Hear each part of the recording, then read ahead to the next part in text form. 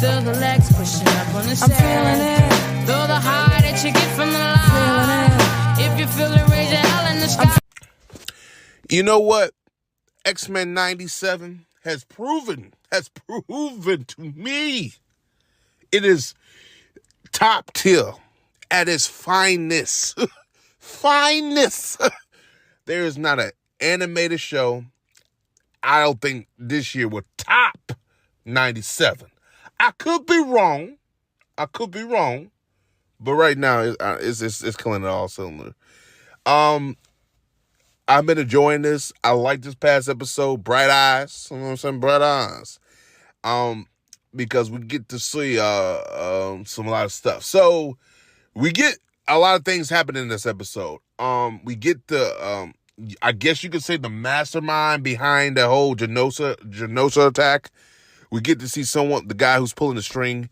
So it's kind of interesting. Rogue goes rogue.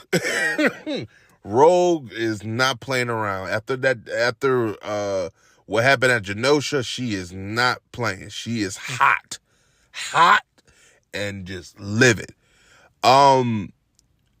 She is livid, and I don't know what. And you feel for her too. You really do feel for Rogue because she lost pretty much everything that whole night.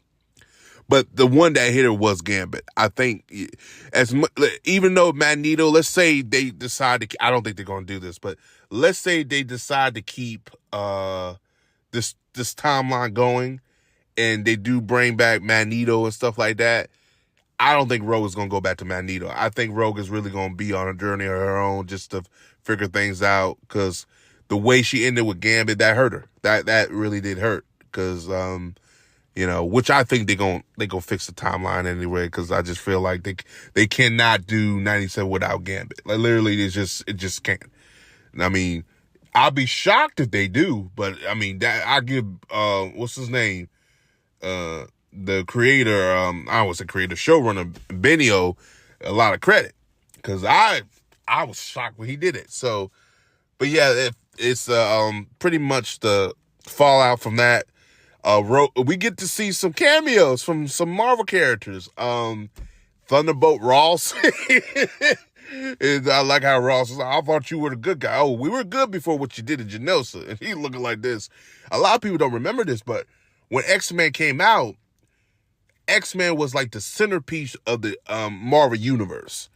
A lot of things at that time Marvel did because X-Men, Spider-Man were the most popular IPs, and Hulk, they went through X-Men. So in other words, they were the ones that were pretty much, let's say Captain America was going to get made. They would make a backdoor pilot through X-Men to do that because X-Men was just more popular characters.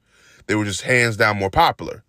Like I said, Iron Man, Captain America, all these characters did not get popular until like maybe the late 2000s, like around 2008 when Iron Man started kicking things off and everything like that. And once all that became popular, MCU became a thing. Then they didn't need the X-Men to bridge things together. But I mean, I really forgot how it was, but that's how it was back in the day. Because when I was growing up, we didn't have an Avengers show. We had one called Avengers United Stand. That was garbage. I don't think a lot of us will remember that. It was nowhere near quality as X-Men. And then you got Spider-Man. That's the same thing too. But I'm going off topic. But we get a cameo with Ross, and we get another cameo with Captain America. And Captain America talks to Rogue, and I thought that was kind of cool to see that. And Rogue, she's trying to talk to her. I'm just laughing my ass. I was like, yeah, this is X-Men. So, but yeah, man, I enjoy this. We get like I said, the main mastermind behind this. I think Bastion is his name. I read him briefly in the comics. I don't know him too much like everybody else might know him, but I read him briefly in the comics. He is an interesting character, very interesting. I'm surprised he hasn't really made a lot more appearance in a lot more media. But again, like I said, X-Men's been on the shelf.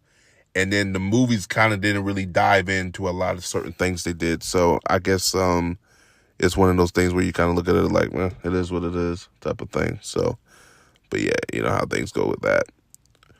But yeah, man, I mean, honestly, I don't really have that much to say on it other than it was pretty good to see that episode. And everything was handled pretty well. Like, I mean, it's just the voice acting, the animation, the direction, the storytelling, it's all there. X-Men 97 has it all. This has been an enjoy. Airing it weekly does hurt a little bit because I like to binge it, but it does help with a conversation. Like, I see it now. Like, you go on YouTube, you go anywhere, the discussion every week is X-Men 97, 97, 97. And it's just, it's glorious. It's very good. Disney got a hit on their hands. Now, the question is, can they copy and paste what they did here to the live action? And that's the bigger question. And I think they need to follow the 97 route. That's what they definitely need to do. So, but as always, this episode right here was a banger. This was a 9. Well, like I said, like a 9. I say a 9 out of 10. Some people said, Johnson, it wasn't that bad. Well, I enjoyed it. Because we got a lot of things answered, and I just enjoyed the whole thing. I smiled throughout the whole episode. Yeah, so maybe a 9 a little bit too much. I'll bring it down to an 8 because it's nowhere near what it was with episode 4. So yeah. So as always, guys, like, subscribe. Peace. Have a Johnson day. I'll see you guys next video.